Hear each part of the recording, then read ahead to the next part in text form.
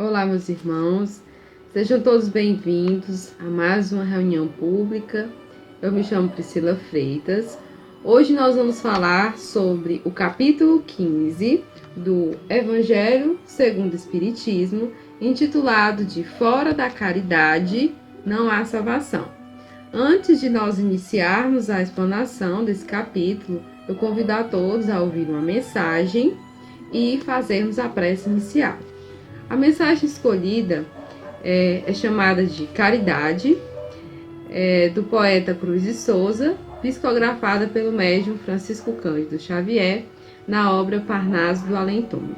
A mensagem é o seguinte: caridade é a mão santa, caridade é a mão terna e compassiva, que ampara os bons e aos maus ama e perdoa. Misericórdia, a qual para ser boa, de bens paradisíacos se priva. Mão radiosa, que traz a verde oliva, da paz que acaricia e que abençoa. Voz da eterna verdade que ressoa.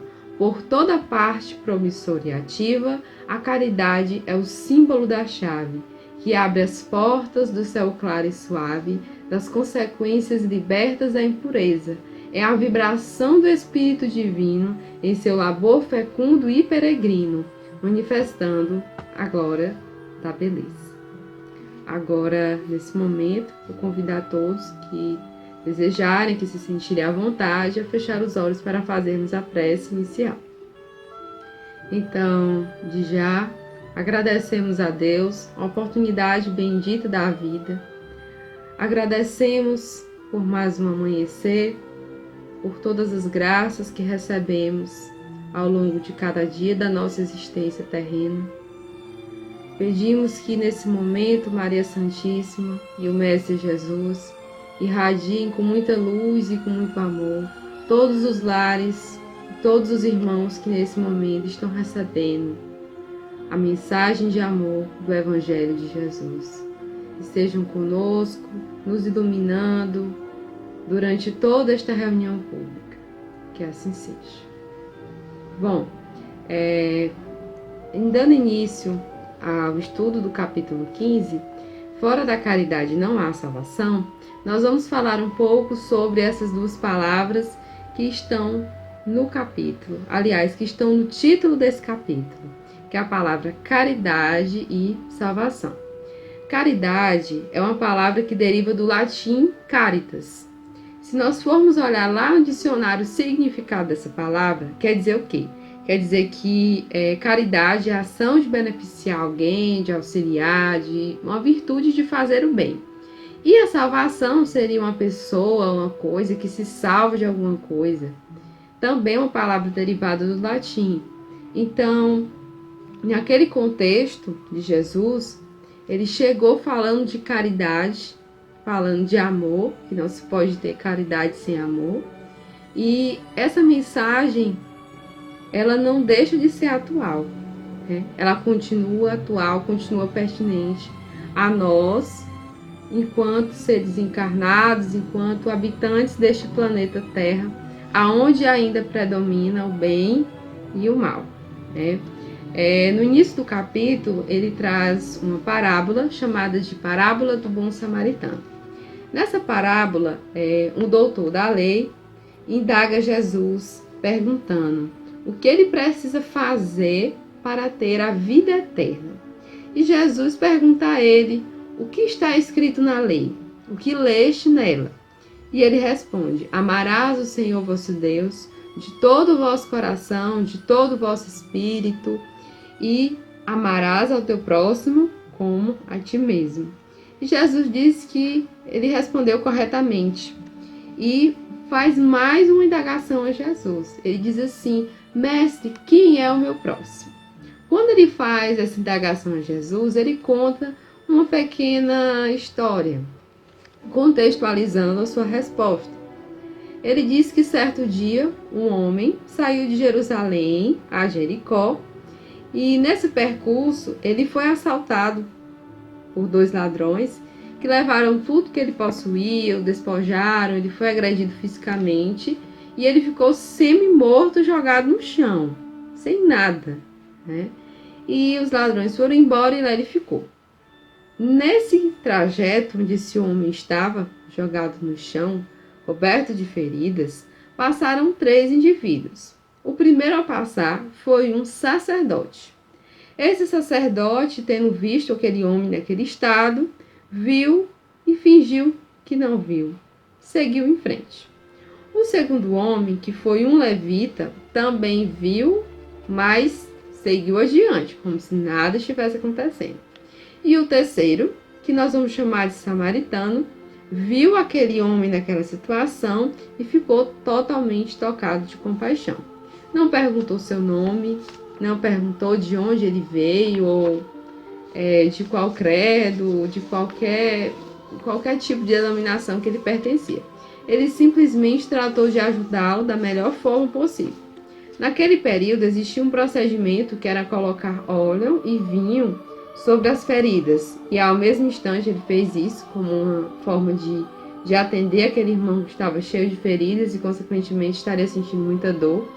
Após colocar óleo e vinho sobre as suas feridas, ele colocou esse homem sobre o seu cavalo, levou até uma hospedaria. Na hospedaria ele deu 2 denários ao dono. O denário era como se fosse uma moeda da época. E disse mais ao hospedeiro, ao dono da hospedaria, aliás, que qualquer despesa que ele tivesse, que ele não se preocupasse, que no seu retorno ele restituiria das despesas daquele homem. Então, no dia seguinte,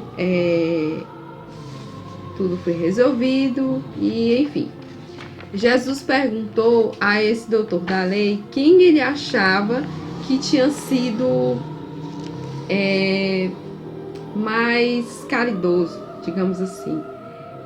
Qual desses 3 parece ter sido o próximo daquele que estava caído na estrada? E o doutor da lei respondeu: aquele que usou a misericórdia para com ele. E Jesus disse ao doutor da lei: então vá e faça o mesmo. Então, qual é a reflexão que nós podemos tirar dessa parábola? Que quando esse samaritano se colocou à disposição de auxiliar aquele homem, ele não perguntou quem ele era, nem da onde ele estava vindo ou o que iria fazer. Ele simplesmente foi tocado pelo sentimento de amor ao próximo, de amar a todos sem distinção e sem esperar nada em troca. A verdadeira caridade é quando você faz por amor, sem esperar nada em troca. Então, dando continuidade, o próximo tópico desse capítulo é intitulado de O Maior Mandamento. Ele inicia com a citação do Evangelho de São Mateus, que diz o seguinte: mas os fariseus, tendo sabido que ele tapara a boca aos saduceus, reuniram-se e um deles, que era doutor da lei, veio lhe fazer esta pergunta para tentar: mestre, qual é o maior mandamento da lei? E Jesus respondeu: amareis o Senhor vosso Deus de todo o vosso coração, de toda a vossa alma, de todo o vosso espírito. Eis aí o maior e o primeiro mandamento, e o segundo, que é semelhante a este: amareis vosso próximo como a vós mesmos. E toda a lei e os profetas estão contidos nesses 2 mandamentos. Com base no que nós acabamos de ler, quando nós falamos de caridade, é necessário observar que a caridade ela vem sendo trabalhada com outras virtudes, como a humildade.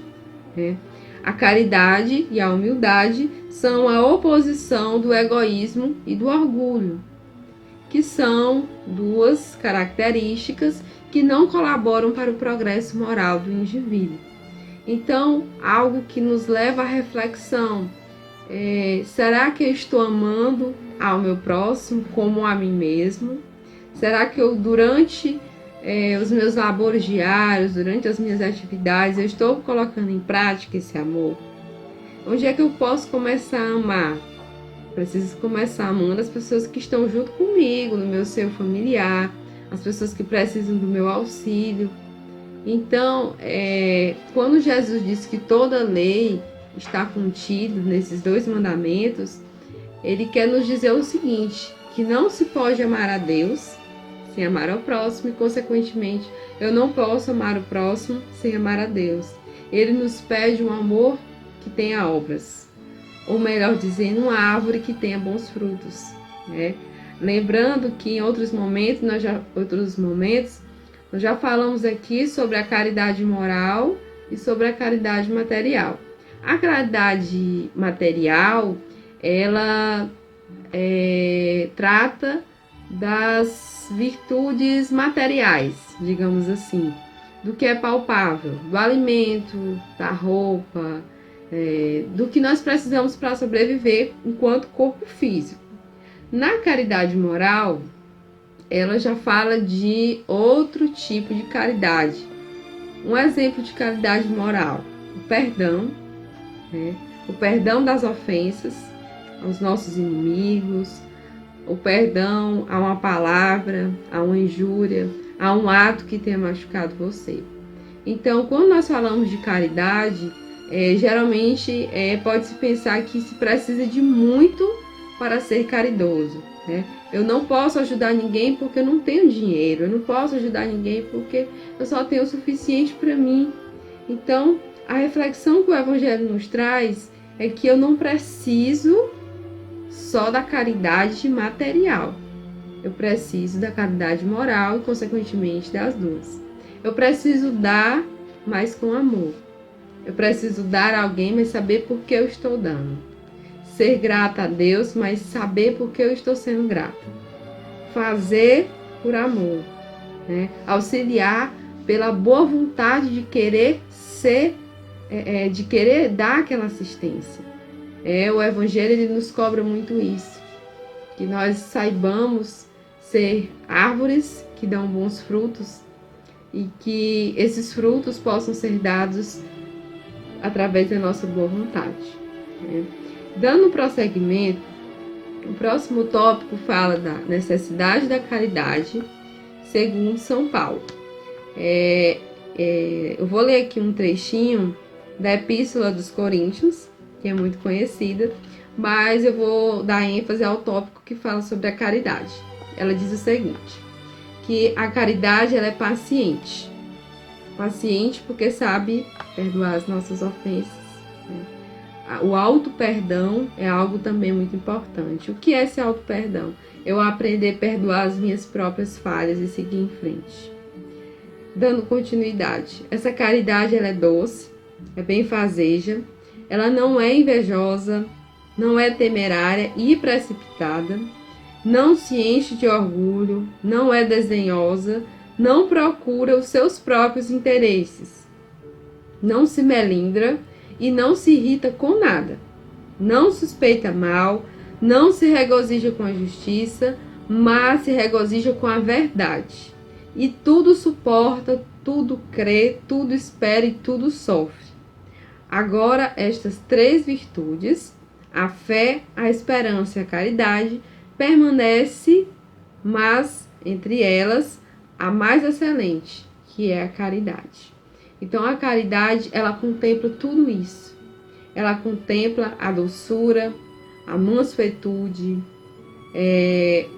a capacidade de se resignar diante dos sofrimentos da vida, de levar o aconchego ao outro, um abraço amigo, um prato de comida. É você doar o que você tem, né?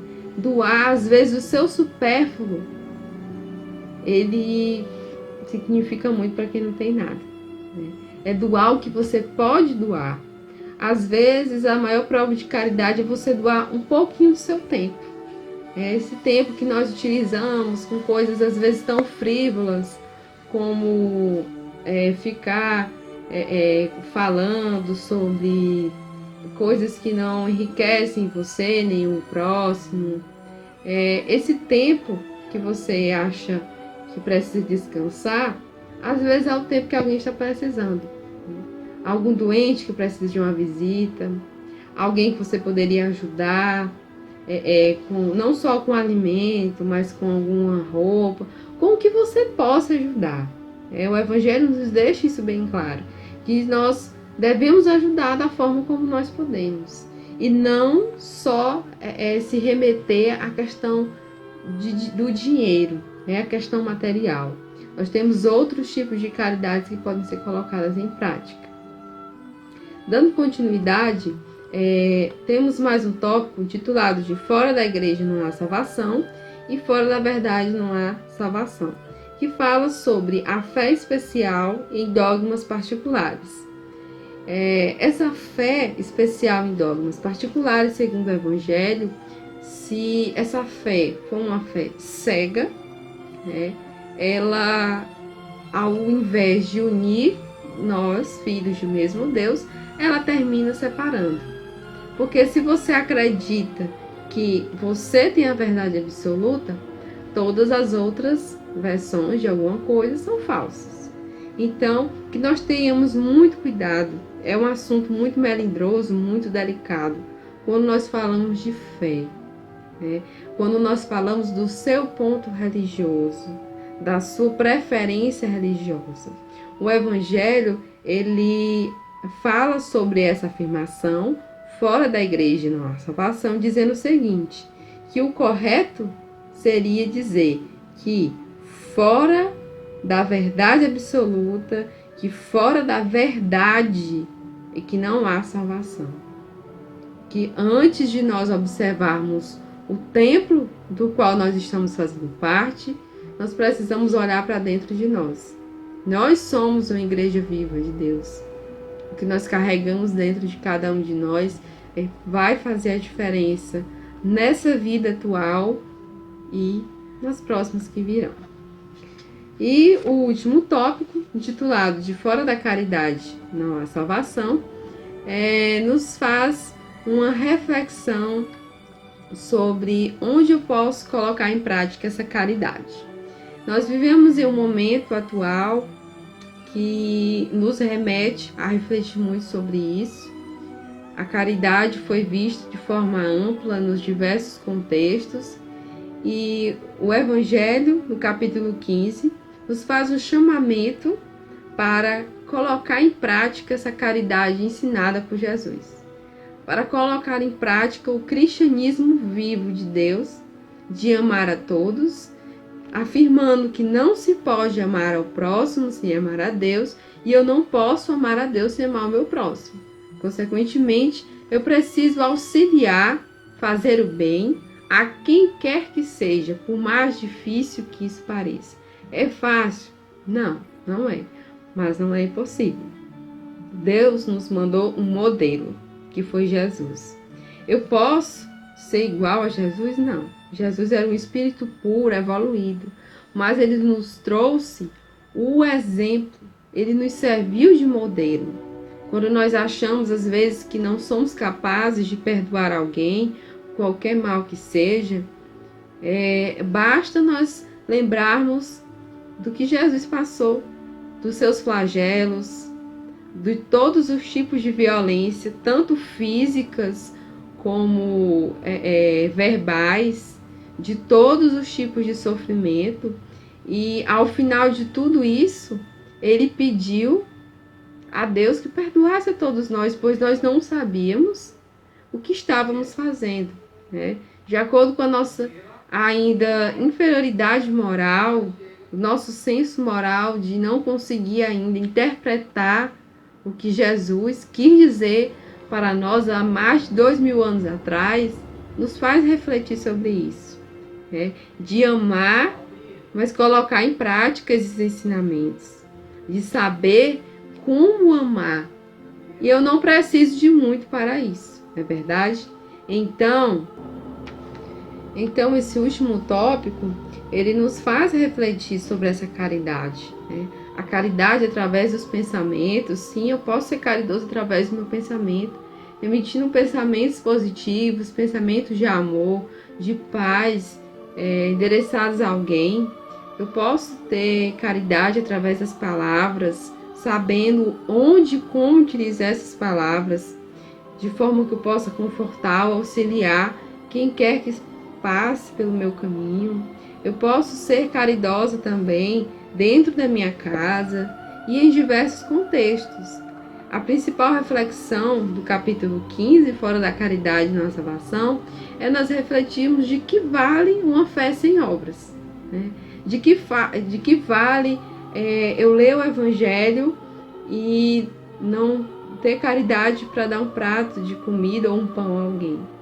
De que vale eu ler esse Evangelho e não conseguir perdoar alguém que me fez algum mal. Então, de que vale uma fé sem obras? De que vale uma árvore que não tenha bons frutos? Então, que esse momento que nós estamos, digamos que reclusos no nosso lar, estamos mais próximos da nossa família, passando esse tempo de reflexão. Então, meus irmãos, que nós saibamos colocar em prática os ensinamentos do Cristo, o nosso pensamento, nas nossas ações, o nosso lar e onde formos chamados a auxiliar, que estejamos sempre à disposição, com muita boa vontade, com muita fé e com muito amor, lembrando sempre que não se pode amar a Deus sem amarmos o nosso próximo. Para encerrar, eu queria concluir com a mensagem do médium brasileiro Divaldo Franco, que ele diz o seguinte, que quem apenas ensina a mensagem, narra, quem somente ouve a mensagem, recebe-a, e quem apenas escreve a mensagem, difunde, e somente quem vive a mensagem que adquire paz.